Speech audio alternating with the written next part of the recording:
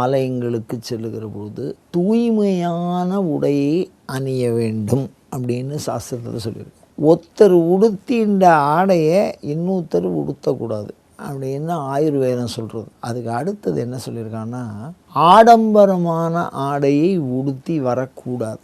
ஆலயங்களுக்கு செல்லுகிற போது பாரம்பரிய உடை அணிந்து செல்லுவது சால சிறந்தது. பாரம்பரிய உடைனா என்ன அப்படின்னா, அந்த வேட்டி துண்டு அப்படிங்கிறது தான் நம்ம இந்து முறையிலான பாரம்பரிய உடை. நம்ம தமிழகத்து சிவாலயங்களை பொறுத்த வரைக்கும் நம்ம சொல்கிறோம். இந்த உடைகளை பொறுத்த வரைக்கும் நம்ம என்ன விஷயத்தை புரிஞ்சுக்கிறோம் அப்படின்னா, ஒன்று தூய்மைன்னு சொல்கிறா, ரெண்டாவது என்னன்னு கேட்டிங்கன்னா சீதோஷ்ணம்னு சொல்கிறா. சீதோஷ்ணம்னா என்ன? இப்போ கைலாசத்துக்கு ஒருத்தர் போகிறாரு, அங்கே நான் இப்படி தான் போவேன், வேட்டி கட்டின்னு தான் போவேன்னா திரும்பி தூக்கின்னு தான் வரும்.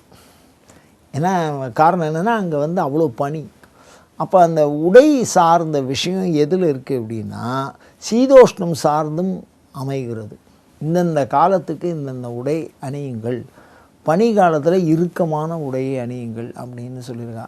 ஆனால் எது எப்படி இருந்தாலும் அப்போ இந்த சீதோஷ்ணம் சார்ந்து இருக்கிறதுனால நம்ம கோயிலுக்கு போகும்போது மாத்திரம் அந்தந்த மாநிலம் சார்ந்த அந்தந்த சீதோஷ்ணம் சார்ந்த உடையானது வலியுறுத்தப்படுகிறது அப்படின்னு தான் நம்ம சொல்லணும்.